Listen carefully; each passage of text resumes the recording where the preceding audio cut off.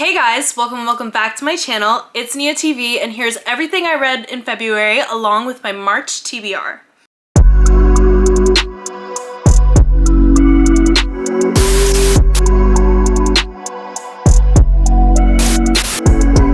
As you can see, even though February was a very busy month for me, I did find time to read. Personally, not as much as I'd like to, and I'll get into the specifics of that in a minute. But I did want to say before I started this video that I've actually been wanting to make a full TBR video in a while, and I think I might make like a full recap at the end of the year, which will be a super long video. But the reason why I've been wanting to make this is because one, I feel like I never have anybody to talk books with. Two, my book videos do really well on YouTube every single time I post them.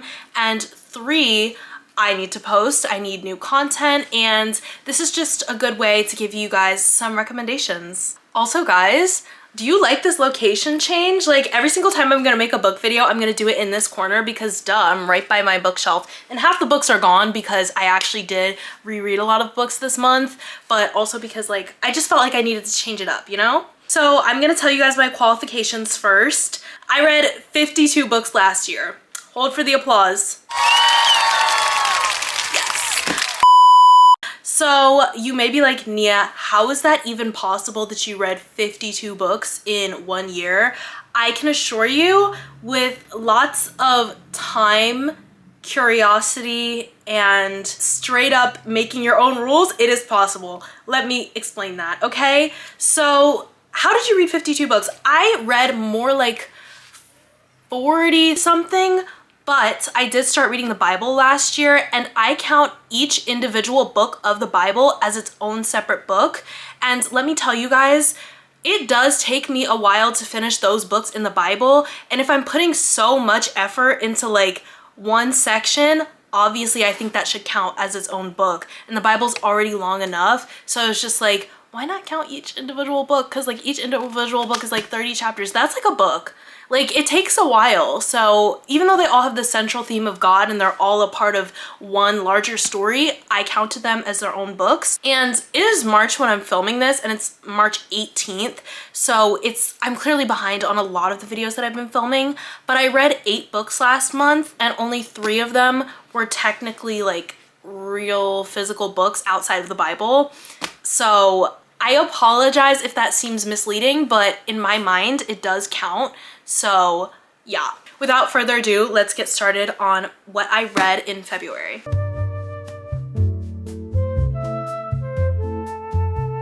So in terms of deadlines for me, February was a super busy month, but I did manage to finish the Remnant Chronicles series. This is a series by Mary E. Pearson, and I technically didn't read all 4 of these books this month, but I did read these 2 back in September and November, but I didn't ever get to, I did read these 2 books back in September and November, but I didn't ever get to finish the series because I was waiting to get the 3rd physical book for this, and then I just never ended up getting it. So I read it on a PDF because I really wanted to go back and read these 2 books, but I couldn't do that without finishing the main series first. Let me just tell you guys, okay? People will often say about this series, oh yeah, like you don't have to read the first 3 books in the Remnant Chronicles to understand these 2 books. And I am guilty of spreading that propaganda when I made my current favorites video a couple months ago. Apparently it belongs to like another series. You don't need to read the other book because I thought it was very clear. Like I didn't think that there was gonna be another book. Maybe. But let me tell you, after finally finishing this series, I can definitely say I like this a lot more, and it makes a lot more sense, obviously, after reading this first. So I'll start with this, even though I didn't read this month. I just finished the entire series this month. So Kiss of Deception is the first book you're gonna read, and basically it follows this one girl. Her name is Princess Leia, and she's about to get married. And she's like, yeah, like I see that my mom had to like get shipped off and get married to this old king, which is her father. And she was like, I don't mess with that. So naturally she ran away. And when she ran away, guess who was looking for her? one, an assassin from a neighboring country, and two, the prince that she was supposed to marry. The really fun part about this book is that you don't know who's the assassin and who's the prince up until the very end. People say that they got confused about it, and I don't mean to be like that person where it's like, I know everything, I'm so smart, but I know everything and I'm so smart, duh. So anyways, I felt like I was able to tell who was who, and I didn't spoil this book for myself, surprisingly. I normally always spoil something for myself because, okay, like as much as I hate a spoiler, I also love a spoiler because I'm anticipating one specific moment to happen and I'm just wondering like, oh my gosh, how is this gonna play out? I'm so excited. But I actually didn't spoil this for myself and I felt like it was pretty easy to tell who was who. And like, yes, you learn their names, but you don't know which one is the assassin and which one is the prince. Which I think that was like a fun way of writing, and this is a multi-perspective book. Normally when I read books like that, it can be a little bit confusing and also overdone by a lot of the authors, but I think Mary E. Pearson does a really good job of using multi-perspective not as some lazy writing tactic or lazy marketing tactic to get people to read the book, but really as a literary tool to kind of get different points of the story across, because I find that a lot of the time people like, have the same scene play out and then like you're hearing the same information over and over again just from a different character and you're like, girl, who cares? But with this, we're actually able to learn different things about the worlds that this book is surrounded in, and also like get to know how the characters feel about one another through their interactions. And I think that it's really well done. And that is kept up through the entire series, basically, with the multi-perspective.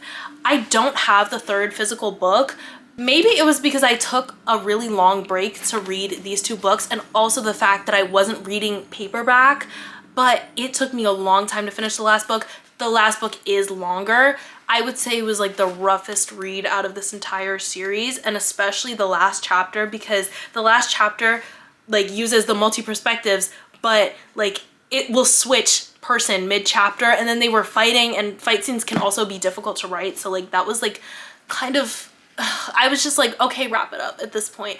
But I think the world building in this series is really good. I would definitely recommend this to you guys. Like, I don't think it'll be everybody's favorite because of maybe the pacing, but I feel like this is a good book to read if you're like on a car ride or just sitting outside, or you're about to go to bed and you just want to like take it slow, get lost in another world, see what happens. Okay, so moving on in the Remnant Chronicles series, there is a novella in between that I also did read. The novella in between is called Morrigan, which is basically the kingdom that they're living in this series. But the kingdom was actually named after one girl who is Leah's descendant. It would make more sense if I actually did a proper job of explaining this, but guys, actually just use google.com because I haven't filmed anything in forever and this video is unscripted. So I could just sound completely idiotic right now, but we're just gonna keep going. The next part of the Remnant Chronicles series is Dance of Thieves and Vow of Thieves. I will say I actually liked these books a lot better, especially now knowing like how the world is built, because a lot of the world building is done with the other series or whatever, and people like will hate on this book because they're like, it's so slow, I don't understand what's going on, and that's literally because they fell for the propaganda to read this first or not read the other series at all. This follows completely separate characters in a completely different part of their world, which is really good, and I thought that the characters in this book were very entertaining, very likable. I liked the story.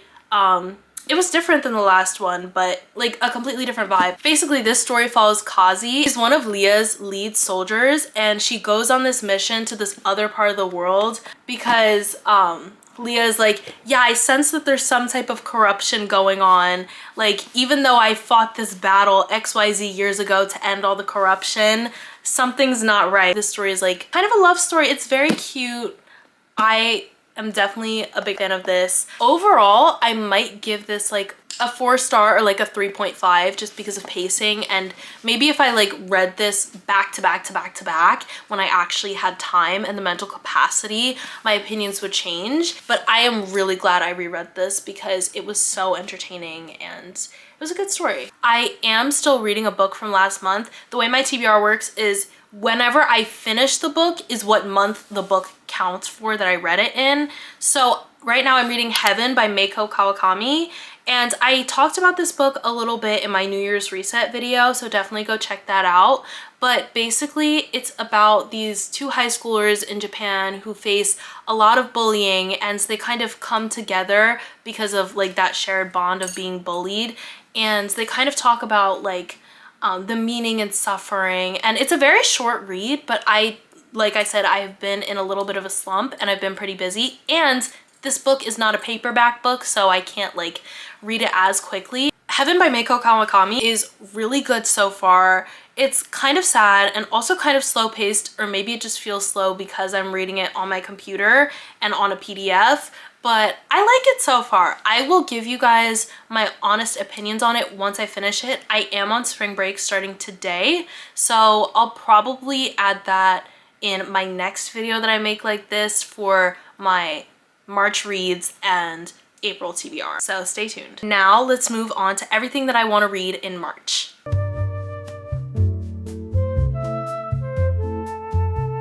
There is no guarantees that I will read all of these books. It just really depends on my mood and really depends on what I have going on. I actually said that I was going to read a lot of books last month that I didn't even get the chance to think about, so RIP me. But the first book on my TBR this month is The Distance Between Us by Reina Grande. So I'm actually reading this book for school right now for a unit that we have on education in AP Lang.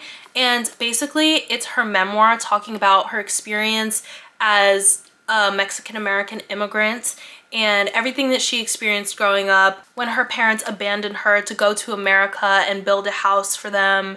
And she had to live with her grandmother and she had a really hard life. I can't speak to everything that's going on right now because obviously, as you can see, I just started it a couple days ago, and I'm supposed to be finished with this by the end of break, but I actually don't see myself having any trouble finishing this because as sad as it is a page turner, and I really like the way she's writing this.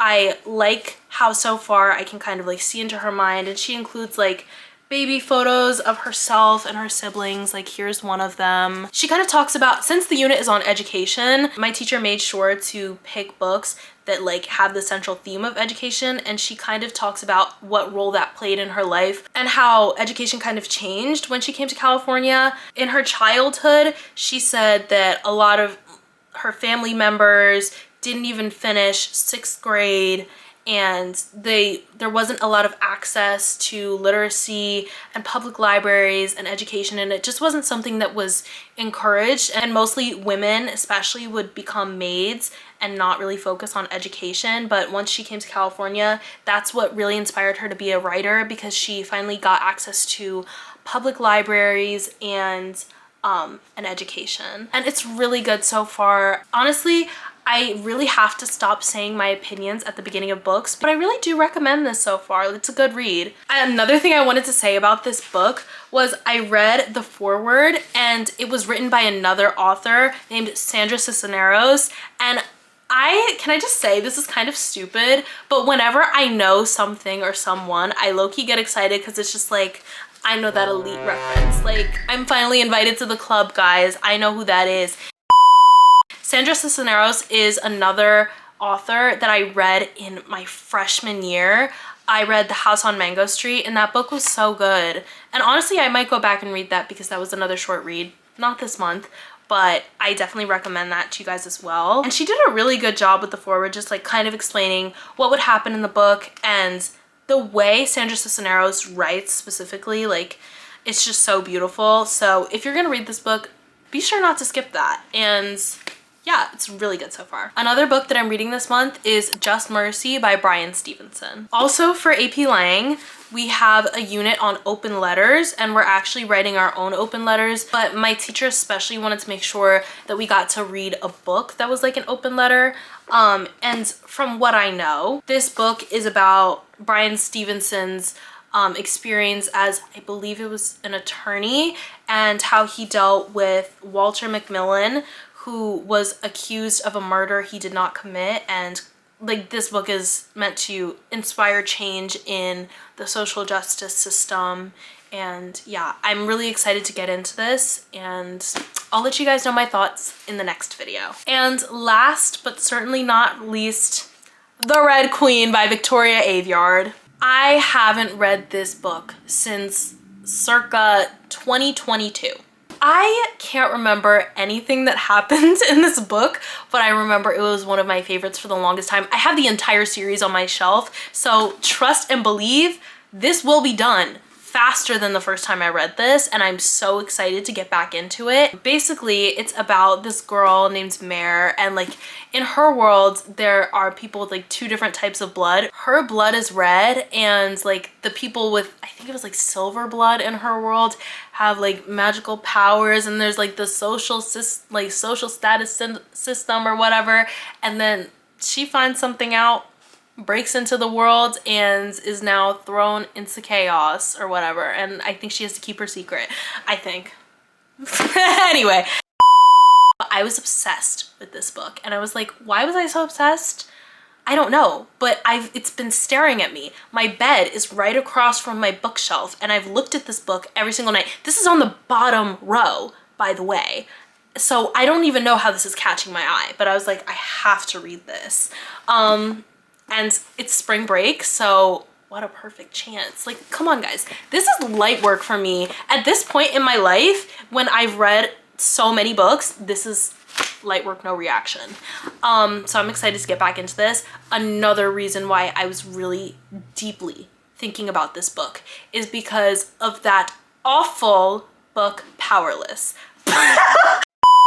I should stop judging things that I know nothing about. I should really hold my tongue before I even speak, and I should be educated before I speak, because girl, like the amount of videos that I look back at and I'm just like, Nia, shut up! Like, oh my gosh, you're so dumb. Like, you're such a hypocrite. Like, and opinions do change, so please give me grace. My level of education every single day does change, so give me a break. But let me tell you, that book is most definitely, from what I remember, plagiarized from this, when this book was clearly written first. And poor Victoria Aveyard, she is such a sweet woman. I've actually been following her for like quite some time now since I read this book. She gets comments every single day being like, isn't this just like Powerless? You guys are late to the trend, and this came first. So don't even say that. Also, I would be so mad if somebody was like, your book is stealing, when my book came first, and they would comment that on my page every single day. Guys, shut up. Guys, shut up. And maybe read this. Maybe read this book and you'll see. Maybe I should read Powerless and be the judge of that competition. That was a long-winded rant on all the reasons why I'm rereading The Red Queen this break, but you know, why not? Aside from finishing Heaven, that was actually it on my March TBR. So short, right? I could just lie and say, oh, I'm gonna read all these books, but you know, like, I can save that for later in the year. Why do I need to rush? Yeah, that's everything I'm reading for the month of March, and that's everything that I read in the month of February, and I will see you guys for my full-fledged opinions on these books. And I hope you all enjoyed this video, got some good book recommendations for your March TBR, and I'll see you all next time. Bye!